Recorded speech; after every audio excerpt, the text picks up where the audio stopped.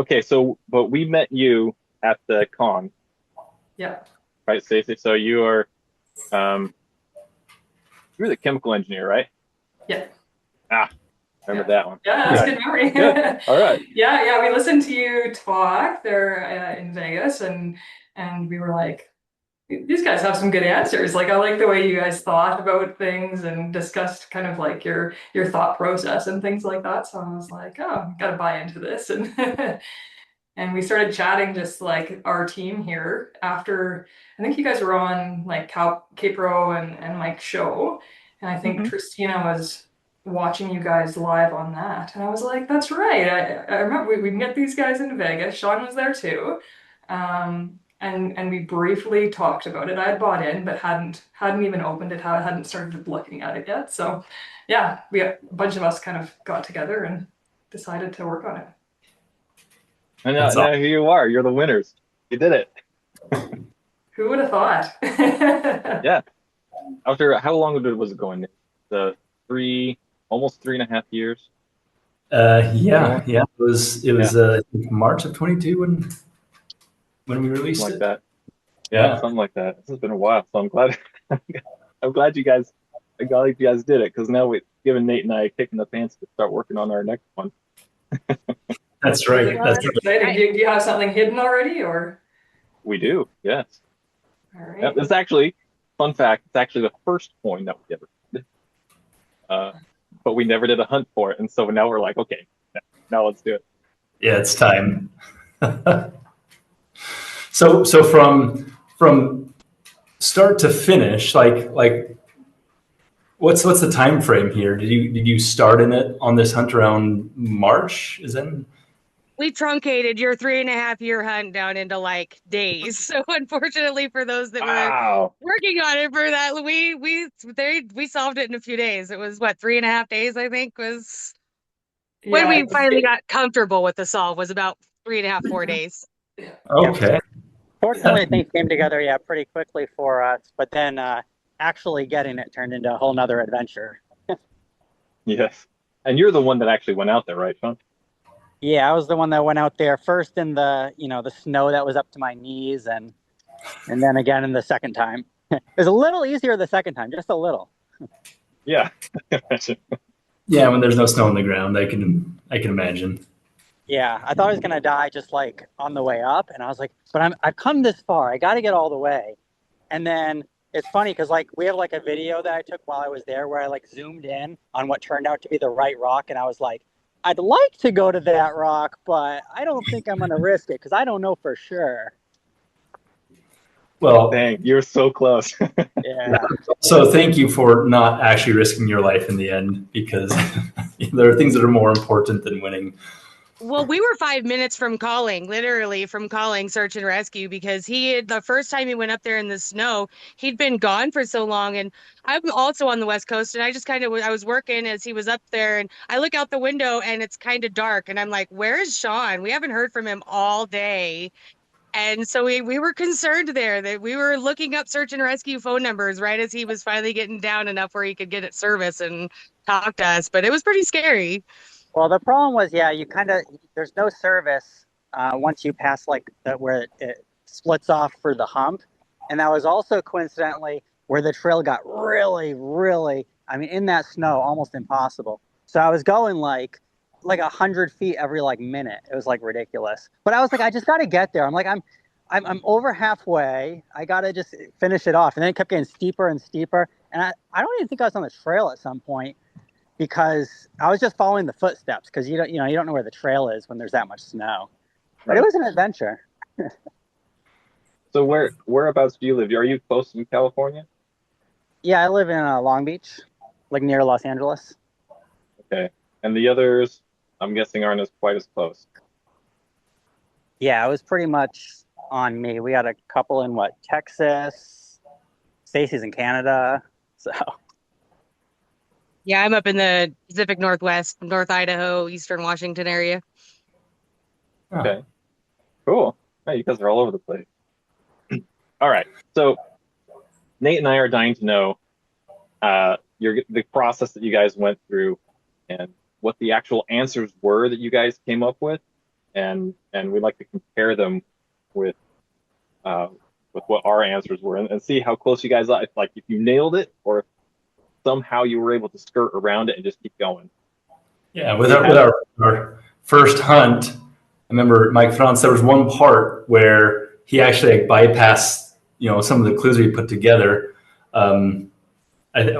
partially because of luck, but it just happened to work out for him that way. So we were just curious, on your thought process and how you went through it, how you solved it, how you attacked it to begin with.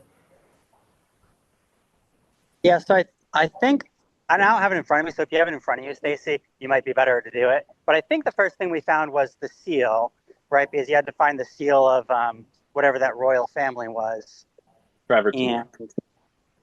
And then we found the trail. Obviously, we had to find the trail. I think the trail we determined it was on was the one by Columbine Lake, and I think it was like the Big Five fire was the fire that we thought it was.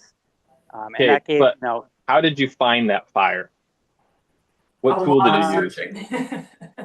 Well, we used like the facts of like the giant loop trail.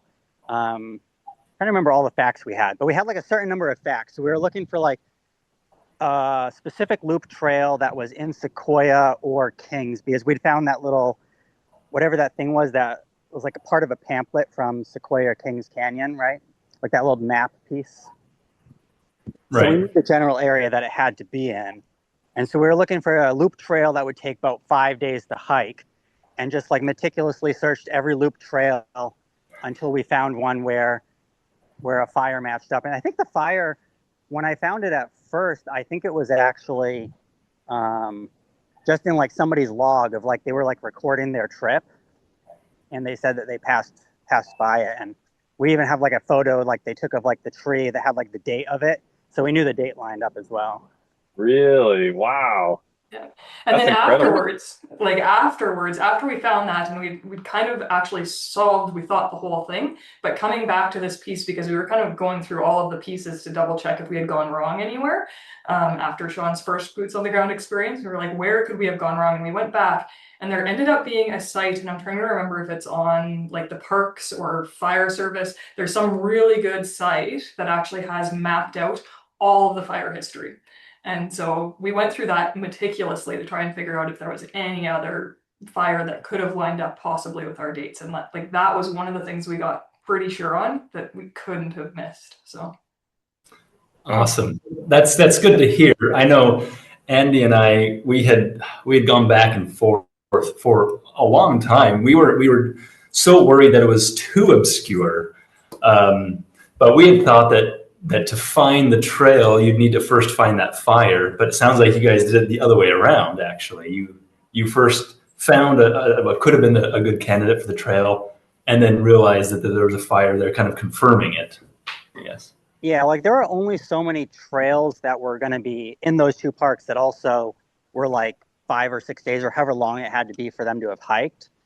So yeah, we were kind of just brute forcing through that. And like I literally found someone's log where they're like, on day 1 I did this, on day 2 I did this, on day 3 I did this. And when they're like, on day 4 we passed by a fire, or like the remains of a fire, it was like, that sounds pretty good. Because when they like, what are the when that chances? person posted it was like right after the fire was supposed to have been. Wow, that's nuts. We didn't know about that one, so that's really fun that you guys found that. The so we had found it.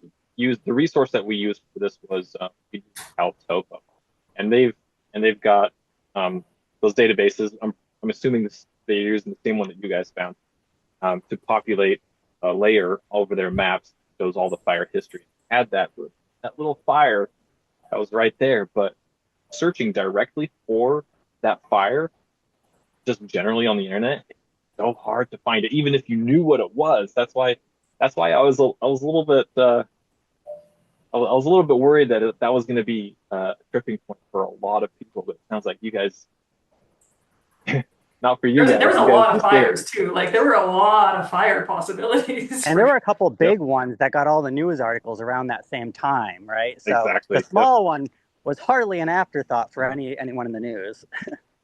Yep. Right. Yeah. Okay. Keep going. viewpoint. Yeah. So then from there, luckily for us, we came in after you guys had already given that clue to look at the specific image, right? So we knew that Eliath, I think Stacey figured out Eliath was missing from the stars, right? The constellation was missing that one star. So then At we a went Big into Dipper. we went into the one app, put in the day. And I think actually figuring out the day was a little tricky too. Do you remember exactly how we did that, Stacey? I know we figured out the exact day, but it was like kind of like a process of elimination thing. Yeah, it was an iterative process, and I don't know if we kind of landed on something that was a red herring, because there was a comment about it being a dark moonless night, and so there was a total eclipse in there at some point, and we thought, could this be it? But then we thought, upon further research, we found that it might not be visible, and the timeline might not have quite matched up. So we ended up having a range of dates, and it had to kind of be between when the articles were written, and I forget exactly how we could piece it together just based on the articles' dates, and they talked about how long. Well, there was also I there think was we a date remembered it given was from the police report. Right. This Yeah. right here behind me. Yeah. There's a date given there. Yeah. Yeah, I think we figured out it had to be when the sun was below the horizon, and that was what made it a dark night. And so there was only a small window because we calculated the amount of time it would take for the plane to have left, to have reached Sequoia, having left the airport at the time that we knew it left at. So that gave us a very, specific window of time that it had to be there. So when we had to figure out what month it was figuring out when the sun was still below the horizon at that time. Because only in certain months was it still below the horizon.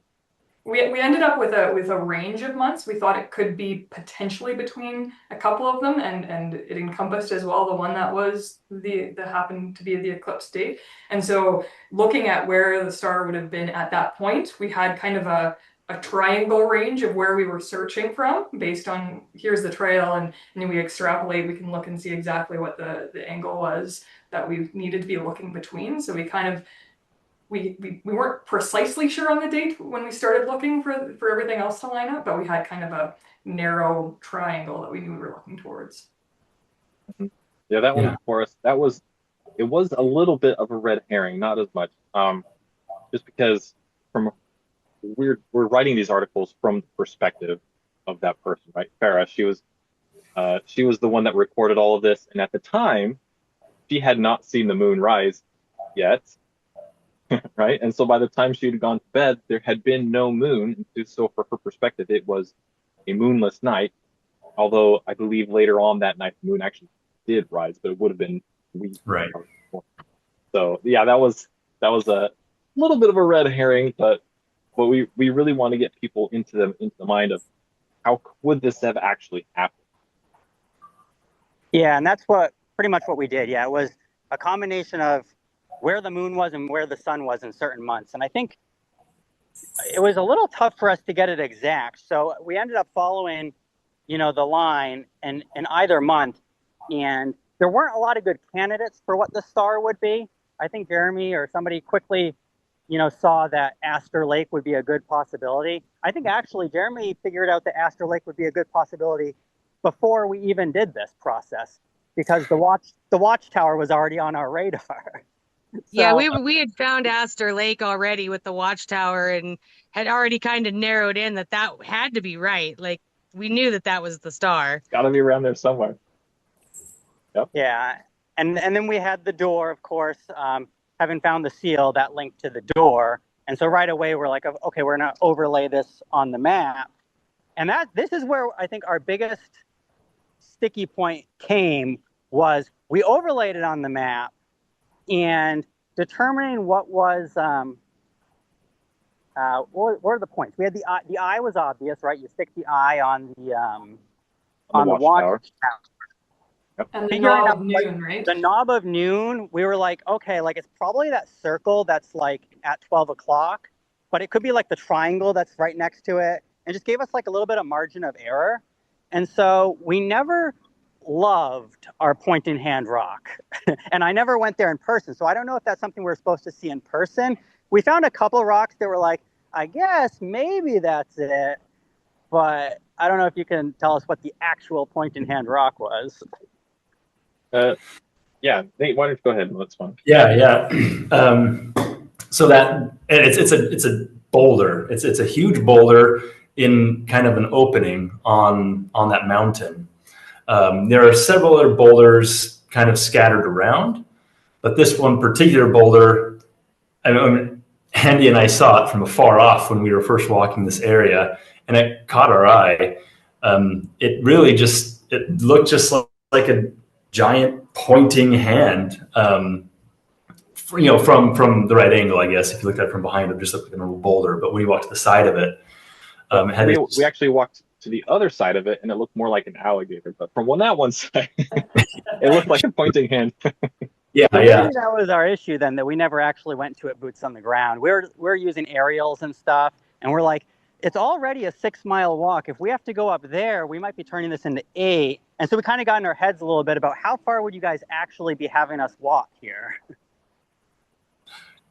Fair And enough. knowing what the real boulder was, I don't think we had the right pointing hand boulder. Like, being all fairness, like I don't think we had the right one, because ours was from an aerial view of like several rocks that sort of looked like a hand, but I mean it was a rough hand. The convenient part of the puzzle, though, was we didn't really need it, right? If we were confident that all our other steps were right, we knew that our dot was on the rock, even if we couldn't see it.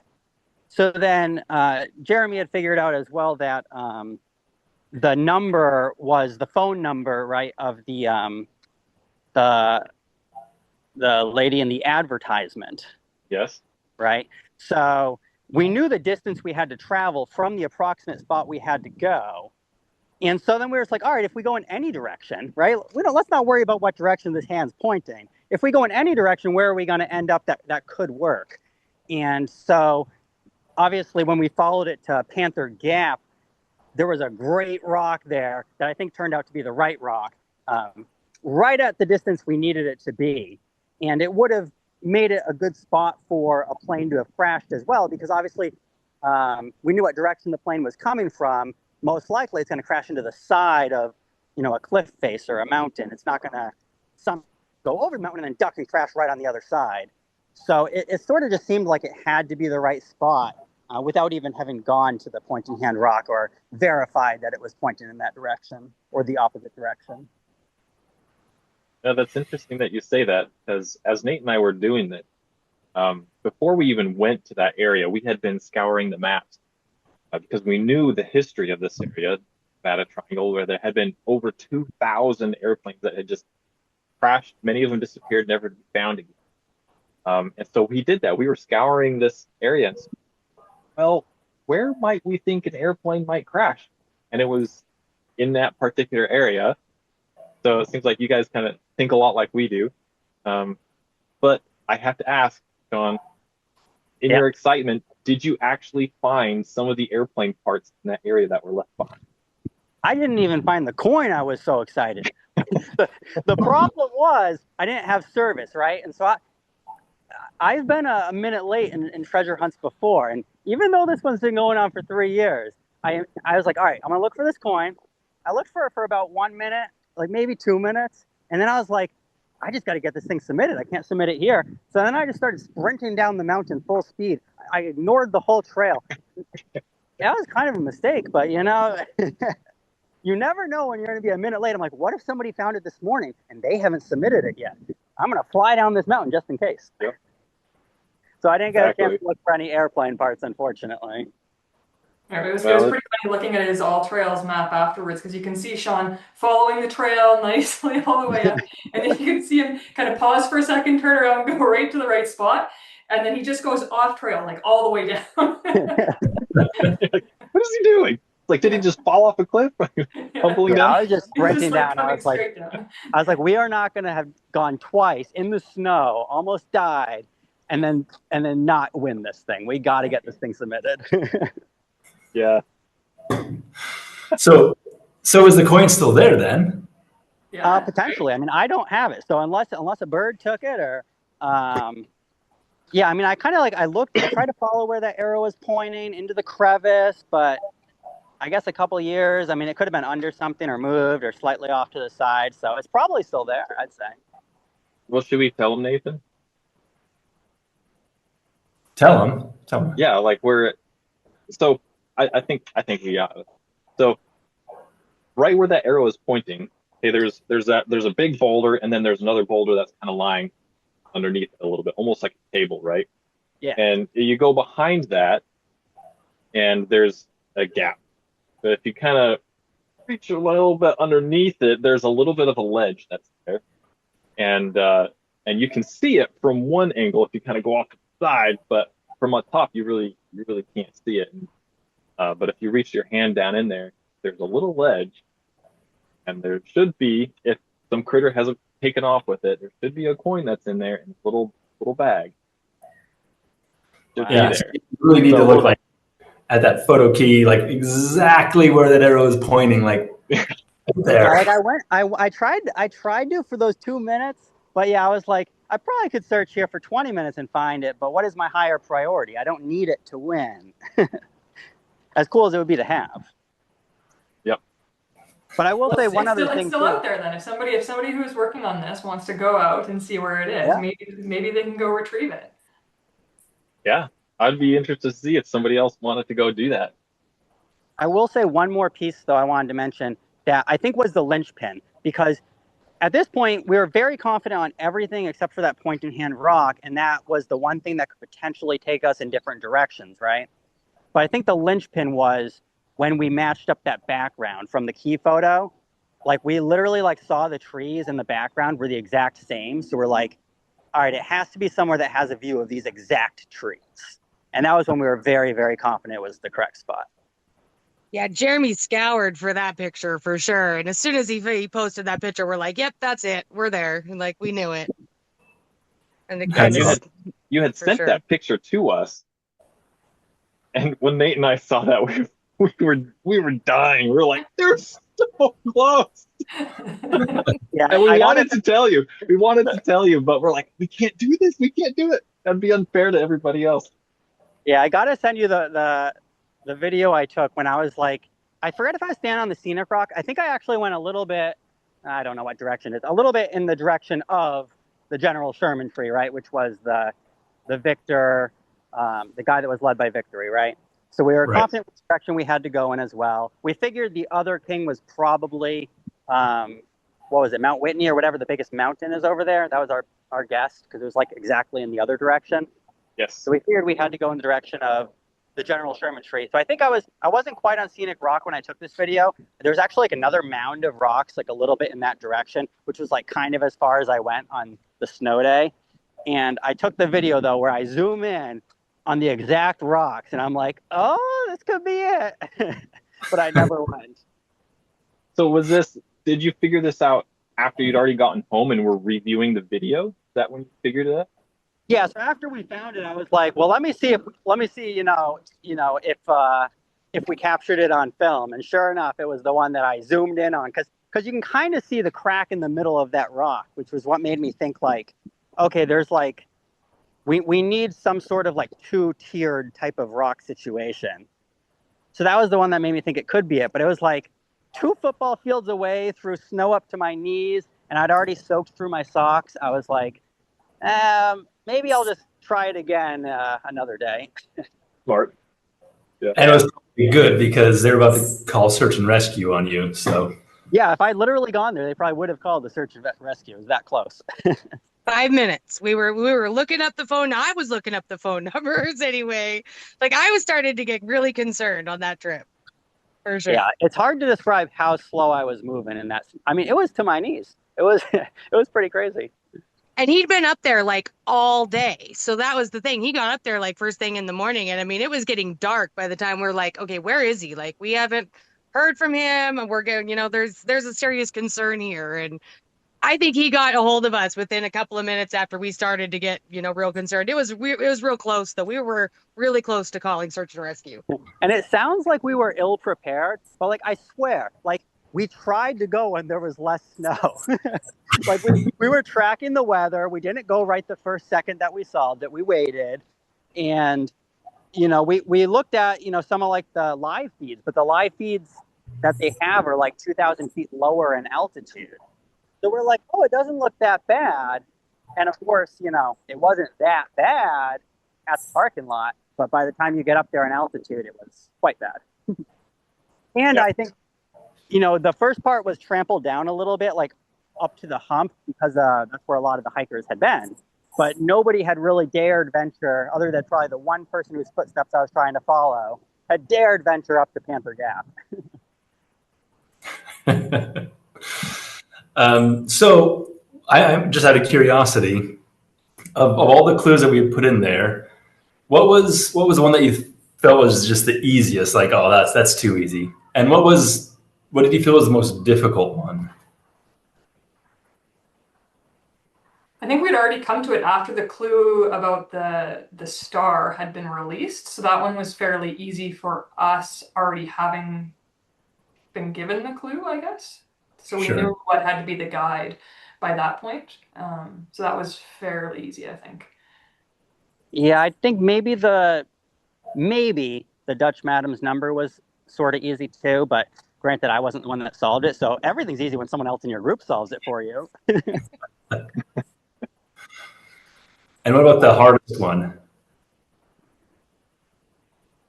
I mean, I definitely felt satisfied with a lot of it, right? Like, I think a lot of our gut instincts were right and we went in the right directions. And I think so it might have felt somewhat easy to us, but also it was like, no, but we're proud of ourselves for doing that. It's actually kind of hard, right?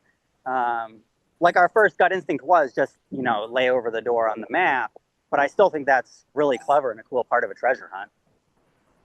Okay, We probably shouldn't have spent any time questioning it for a hot minute. We were like, are we putting the right door over, or is it like tricky, and or do we need to use the left door?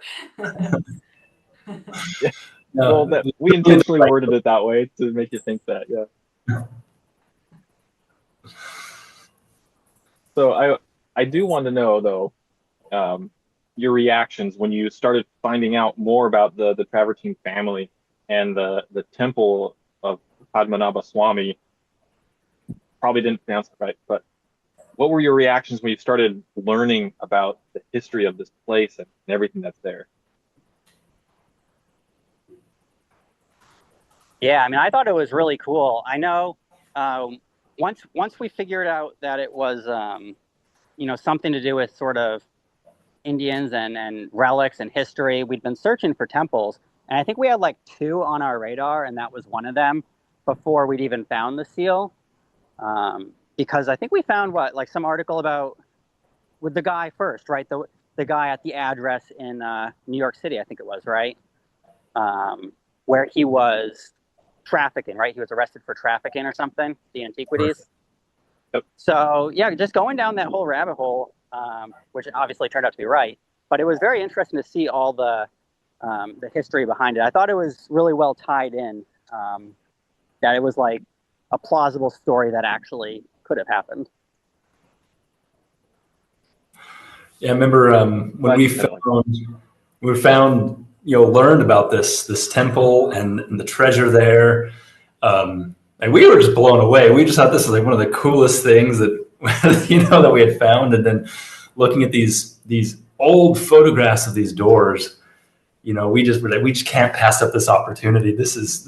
We felt like Indiana Jones just like looking at the picture, Yeah. It's one of those cool things that's it's amazing it doesn't hit your radar more as a story, because I hadn't ever heard of it before, but it's like some serious lore there. Like it's some crazy history.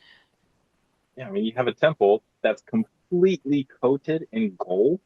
Yeah. Like, are you kidding me? And then It definitely makes me like get the hunger for, to get the team back together for one last burglary. We're ready to ride. One last score, then we hang it up for good. right, but that's where things end badly in the movies. Yeah. Can't get too greedy. We'll just go for one of the smaller temples. They're not guarded as well. Yeah.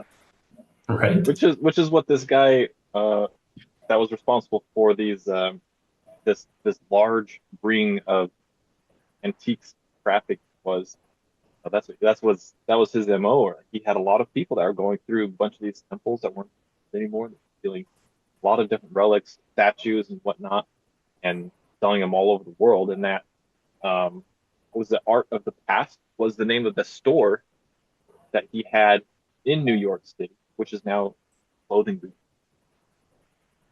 Right. But Yeah. learning about him and all of his travels, the connections that he had. I mean, they had entire shipping containers in San Diego or Los Angeles. I think it was Los Angeles. Shipping containers full of the stuff that was confiscated when arrested. I mean, it's nuts how much and how involved this guy was in so many.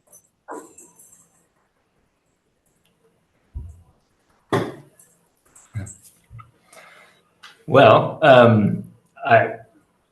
Andy and I are super pumped that you guys found it. Like he said earlier, when he had sent us that email earlier, and you were so close. Like we felt like just like shouting from the rooftops, like you're right there, and just have to write like a completely neutral reply was just so like counter every instinct. But so I mean, honestly, we're happy when anyone finds solves the hunts. But when you guys found it, we felt like, okay, well, that's they put in a lot of effort, trudging through snow to get there. So I'm glad they got it. As were we. Yeah, it was funny because after the first time they're like, "So Sean, when are you going to go back and give it another go?" And I'm like, "I will go back a second time and a second time only. So let's make sure there's absolutely no snow the second time." And it killed us to wait. Like we were checking the weather like every week. We were checking the I mean, it was a constant report, waiting to get up there. So we wanted to go back for sure. And Sean, you don't live too far away from that area, but tell me, have you ever actually been there? I'd never been to any of those national parks, so it's pretty cool to drive amongst those trees when that hour of like when you enter the park and you're just winding your way up and up and up, like you almost don't mind it because it's so beautiful, even though it's like really far to get there. But it was really incredible spot to see, and the exact spot you picked too was like probably the most beautiful view the whole time I was there. So it was a great spot. Well, good. Good. I would That's definitely describe it as a scenic view. I think you nailed that. Yeah, that's always our goal. We want to give people the opportunity to get somewhere they probably would not normally have gone, and just see something beautiful. Be somewhere beautiful. Experience the peace of the place. Yeah, I'm glad that you enjoyed it. Yeah, 100%. Yeah. And did you actually go visit the General Sherman tree? I did, and I was really wanting to, but they had like, obviously like the first day I was just so wiped. I wasn't gonna do it in the snow, obviously. And then the second day I was on my mission, and I thought about it on the way out, but there's like they're doing some sort of thing with the parking, and I didn't want to deal with it, so I didn't get to see. I'll have to go see him another day, led by Victory. It is. I mean, so this is a park with giant sequoias. That is amazingly huge tree. It's crazy to think that something like that actually exists. You feel like you're like a little bug compared to this tree, like it's prehistoric. Yeah, especially because it's something that's alive, just like we are, right? Like it's a little different if you see like the Burj Khalifa, but when you see like a giant living organism, it's a little kind of crazy to compare yourself to it. Yeah. Right. Okay, I do want to know. I have one big question for you. Near the end of the riddle, well, actually, let's see. The riddle that was sent from Adam Jensen was the name of this hermit, right? He was actually the name of my best, and definitely not a hermit. But let's see. In his riddle, we actually have hidden a very, very simple cryptogram, if you even want to call it that. Did you guys actually find that? Yes, I'm trying to remember something about the octopus, right? Not that one. Not that one. No, because realistically, Adam Jensen would have had no control over what was added into that newspaper that day. So he had no control of that. That was a red herring, definitely. That was included by my sister-in-law's sister. That was her little contribution. Yeah, I don't think we found a riddle within, like a cryptogram within Adam's writings. I don't think we found that. Oh, interesting, interesting. Because yeah, we weren't sure if that temple would be found with just that stamp that we include on the box. Obviously, it was. You did, but yeah, if you look at the first letters of every sentence, it spells out. Salt B or something. How many pounds was it, Andrew? Do you remember it was? It spells out 587 pounds gold. 587 pounds, which, if you convert that into kilograms, you would Because see it's India, right? Yeah, yeah. You would see some trace articles here and there discussing that exact amount of gold associated with that temple. 266 kilograms of gold from that temple that just mysteriously ended up missing. Yeah. Wow. Yeah, we did not see that. We'll have to go back and look at that. I love that. Yeah. All right. Well, we are, I think, down to our last minute or so. Yeah. So if you have anything else you wanted to share, we'd love to hear it. I like that you released the general area so that we knew where we were going to have to go, boots on the ground, kind of even before starting out. I think just approaching and knowing which hunts you want to do and what might be achievable and not, just having a general area is really helpful. Okay, great. Good to know. We agree. No, I just have to say thank you very much for doing the hunt. First of all, like it's awesome to be the winner of something, and it was cool to see that the solution was real. It all played itself out, and once you solved it, we kind of knew we were right. We kind of knew we were on the right track, and that's the kind of hunts we like. We don't like the ones that leave a lot of questions and guesswork, and so I appreciated that a lot. So no, thank you very much for doing it. Thanks, All right, guys. thank you guys. We're so happy for you. Did you guys split it up, the reward money? Yep. Yeah. Yeah, there's 5 of us in the group that actually solved it. All right, guys. Well, thank you so much for joining us today. We were so happy for you. Yes. Congratulations. Thanks a lot, guys. Yeah, thanks, guys. Thank you.